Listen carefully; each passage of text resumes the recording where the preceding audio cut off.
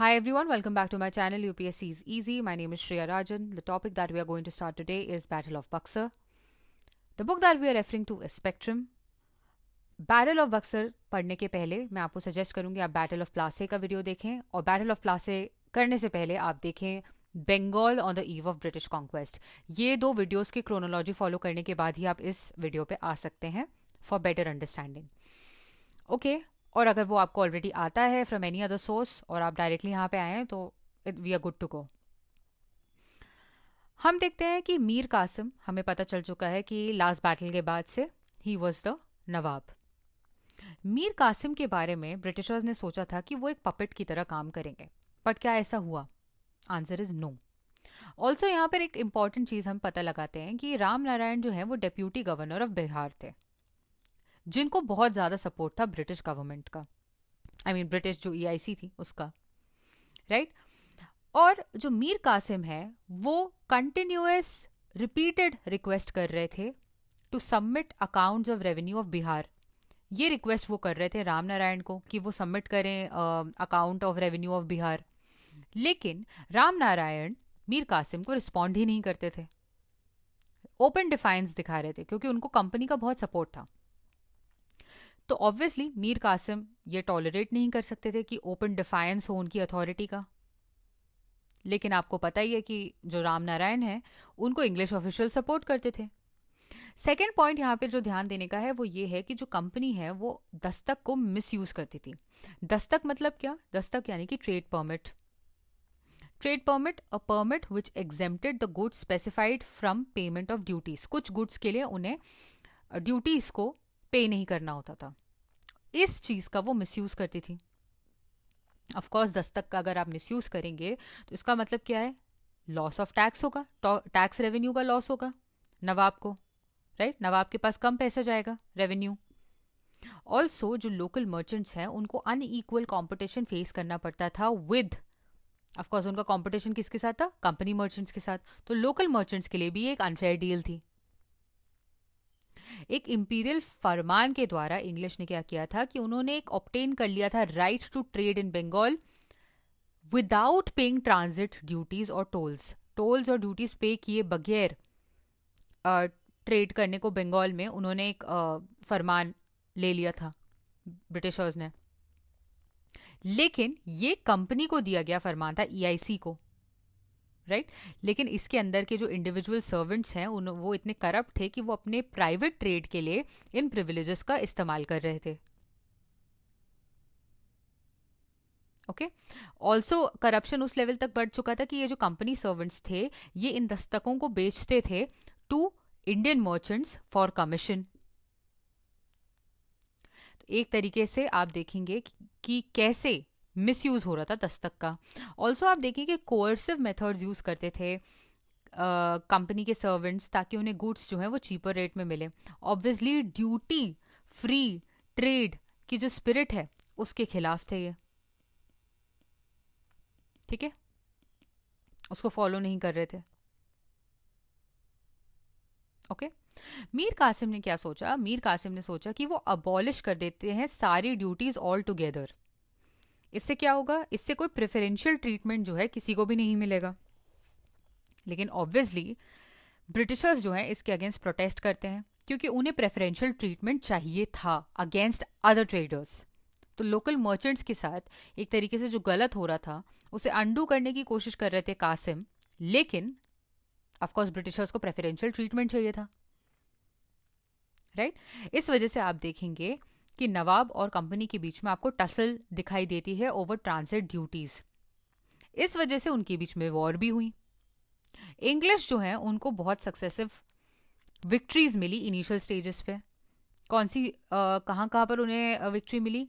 कटवा, मुर्शिदाबाद, राइट, सूटी, राइट, गिरिया, राइट, मुंगेर।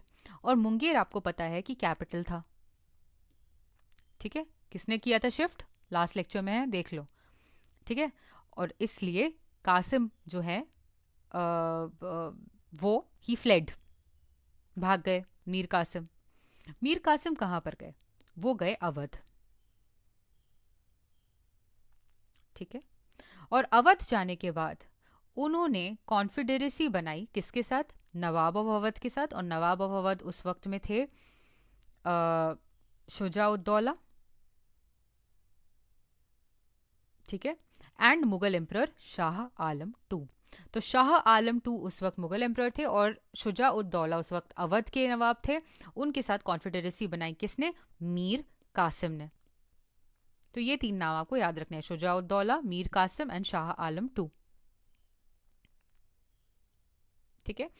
इनका एम क्या था? To recover Bengal from English. अब हम बात करते हैं बैटल की। Combined army of Mir Qasim, Nawab of Awadh and Shah Alam two were defeated by English. तो उन तीनों की कंबाइंड आर्मीज को डिफीट कर दिया इंग्लिश ने। कहां पर? बक्सर में। कब? 22 अक्टूबर 1764। जब आप ये पढ़ रहे हो तो आपके दिमाग में बैटल ऑफ प्लासी की भी डेट आ जानी चाहिए, ठीक है। 1764 22 अक्टूबर बक्सर में इंग्लिश जीत जाते हैं। किन के अंडर में इंग्लिश तब होते हैं? मेजर हेक्टर मुनरो के अंडर में, राइट। इंपॉर्टेंस इस बैटल की क्या है कि यहाँ पे सिर्फ नवाब ऑफ अवध या फिर नवाब ऑफ बंगाल ही नहीं हारे, बट एक तरीके से मुगल एम्परर शाह आलम टू की भी डिफीट यहाँ पे हुई है। इस वजह से आप देखेंगे कि जो इंग्लिश है वो नॉर्दर्न इंडिया में as a great power emerge हुए और कंटेंडर बन गए for supremacy over whole of country. सिर्फ एक सिंगल बैटल से वो कंटेंडर बन चुके हैं कि वो पूरी कंट्री को रूल कर पाए आगे चल के। जब ये बैटल हो रहा था, राइट, तो 1764 में मीर जफर जो है उनको नवाब बना दिया गया था दोबारा, ठीक है, क्योंकि मीर कासिम से तो लड़ाई हो चुकी थी। तो अभी मीर जफर को नवाब बनाया गया था ऑफ बंगाल, राइट। और क्या डिसाइड हुआ? इट वॉज डिसाइडेड कि जो डिस्ट्रिक्ट्स हैं of Midnapore, of Burdwan and Chittagong, ये इंग्लिश को दे दिया जाए। एमबीसी से याद रखना है कौन से डिस्ट्रिक्ट्स हैं, ठीक है। इसके अलावा डिसाइड किया गया जो इंग्लिश हैं उन्हें परमिट दिया जाएगा for duty free trade in Bengal except 2% duty on salt. सिर्फ एक एक्सेप्शन था, उसके अलावा ड्यूटी फ्री ट्रेड था बंगाल में इंग्लिश के लिए, ठीक है। जब मीर जफर की डेथ हो गई तो उसके बाद उनके जो माइनर सन थे नाजिम उद्दौला, वो बन गए nawab. Najim Uddaula is the new nawab. तो आपको मीर जफर के बाद आए Mir Qasim, then you have Jafar, then you have Nazim,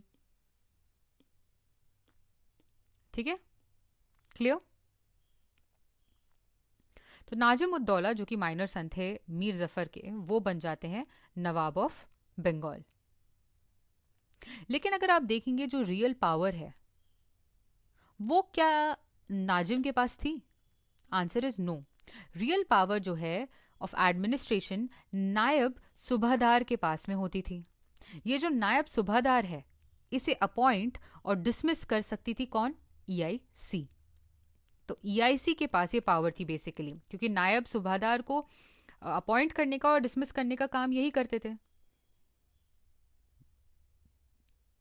अब हम देखते हैं ट्रीटी ऑफ इलाहाबाद,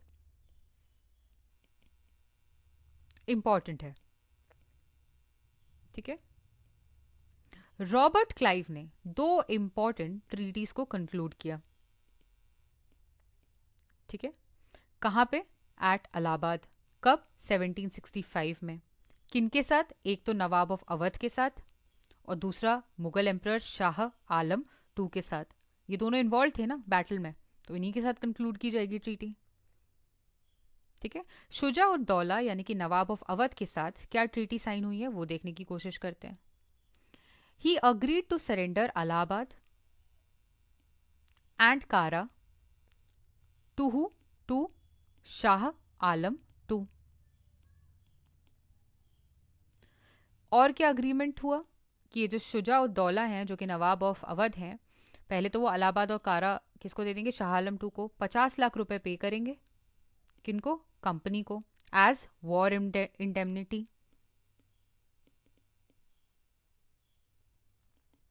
ठीक है। तीसरा कि बलवंत सिंह जो है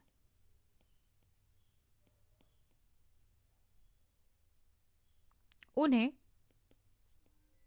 full possession of his estate दें, जमींदार of Banaras full position of his estate दें।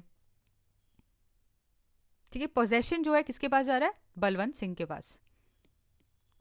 ओके, इतना क्लियर है। अब दूसरी ट्रीटी, तो of course when you talking about Robert Clive आपको पता होना चाहिए ट्रीटी ऑफ इलाहाबाद से किनके साथ कंक्लूड की उन्होंने ट्रीटी, अवध के जो नवाब थे that was Shujauddaula and Shah Alam two जो कि मुगल एम्परर थे। तो अवध शुजा उद दौला के साथ उन्होंने क्या ट्रीटी कंक्लूड की थी कि ये सरेंडर करेंगे इलाहाबाद और कारा किसको, शाह आलम टू को 50 लाख रुपए देंगे कंपनी को as war indemnity, Balwant Singh को पोजेशन देंगे उनकी एस्टेट का, जमींदार ऑफ बनारस। ठीक है। इसके अलावा अब हम देखते हैं दूसरी ट्रीटी जो इन्होंने शाह आलम टू के साथ साइन की।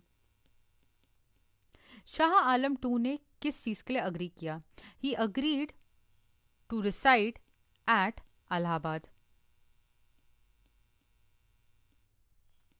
ठीक है, इनको शाह आलम टू को नवाब ऑफ अवध ने इलाहाबाद दिया है, राइट, सीड किया है, और यहीं पे इलाहाबाद में अब वो रिसाइड करेंगे किसकी प्रोटेक्शन में, under the protection of company, company protection में रहेंगे।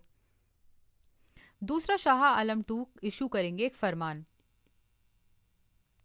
इस फरमान से वो क्या करेंगे, ग्रांट कर देंगे दीवानी। किसकी दीवानी, बंगाल की, उड़ीसा की और बिहार की। किसको देंगे, ईस्ट इंडिया कंपनी को। रिटर्न में ईस्ट इंडिया कंपनी ने क्या देगी, 26 लाख रुपए पर एनम।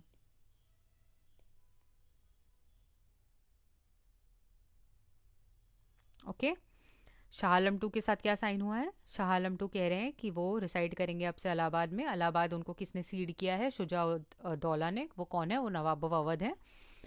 इलाहाबाद में जब शाह आलम टू रहेंगे किसकी प्रोटेक्शन में रहेंगे, कंपनी की प्रोटेक्शन में रहेंगे, और शाह आलम टू इशू करेंगे फरमान जो ग्रांट करेगी दीवानी ऑफ बंगाल, उड़ीसा, बिहार किसको, ईआईसी को, in the lieu of 26 lakh rupee annually. इसके अलावा थर्ड प्रोविजन इस ट्रीटी का क्या था कि 53 लाख कंपनी को दिए जाएंगे। किस लिए, कंपनी रिटर्न में इनको देगी निजामत के फंक्शन करेगी कंपनी इनके लिए। निजामत के फंक्शन क्या क्या है, military function, military and defence obviously, police, administration of justice. तो डिफेंस, पुलिस एंड जस्टिस के फंक्शंस करके देगी कंपनी। रिटर्न में क्या लेगी कंपनी, शाह आलम टू से 53 लाख। कहाँ की बात हो रही है ये, ऑफ सेड प्रोविंसेस, जो भी प्रोविंसेस मेंशन्ड है उनके लिए। इतना क्लियर है। यहाँ पे आपको इंपॉर्टेंस देखना पड़ेगा कि क्लाइव कैसे काम करते थे। क्लाइव जो हैं वो अवध को एनेक्स नहीं करना चाहते थे। ठीक है, अवध को वो एनेक्स क्यों नहीं करना चाहते थे, क्योंकि अगर वो अवध को एनेक्स कर लेते तो कंपनी के पास ऑब्लिगेशन आ जाता to protect extensive land frontier from Afghan and Maratha invasion. तो वो अपने आप को ऐसी पोजीशन में नहीं डालना चाहते थे जहां पे उन्हें अफगान और मराठा से लड़ना पड़े। ठीक है, इस ट्रीटी के बाद आप देखेंगे कि जो नवाब हैं वो एक फर्म फ्रेंड बन गए ऑफ द कंपनी, और ये जो अवध है ये एक बफर स्टेट में कन्वर्ट हो गया। राइट, अगर आप देखें ये तो हमने अवध की बात कर ली, बट अगर शाह आलम को देखिए कि शाह आलम के साथ रॉबर्ट क्लाइव ने क्या किया, तो आपको यहाँ पे दिखेगा कि शाह आलम को उनने मेयर रबर स्टैंप बनाकर छोड़ दिया।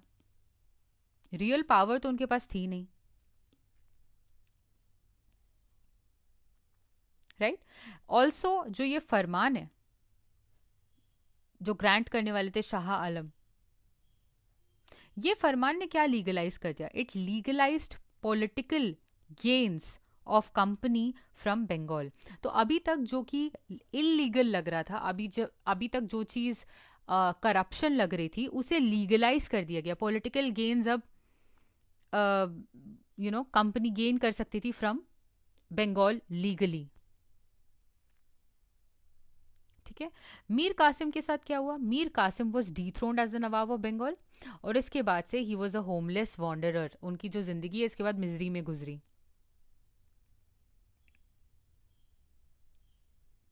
ठीक है। अगर आप क्लाइव की बात करें तो जो क्लाइव हैं वो अम, पहले एक क्लर्क की पोजीशन में थे। उसके बाद उन्होंने वहाँ से रिज़ाइन करके आर्मी ज्वाइन की थी। उन ऑफ कोर्स वो बहुत ज़्यादा इंस्ट्रूमेंटल थे in laying foundation of British power in India. आप देख सकते हैं कैसे। क्लाइव को आपको याद रखना है कि दो बार, एक तो 1757 में 60 तक, और एक 1765 से लेकर 67 तक ये गवर्नर ऑफ बंगाल की तरह काम करे, दो बार। ठीक है। और उन्होंने ऑफ कोर्स बंगाल को उन्होंने कैसे चलाया? Double government, dual government system में। उसके बाद वो इंग्लैंड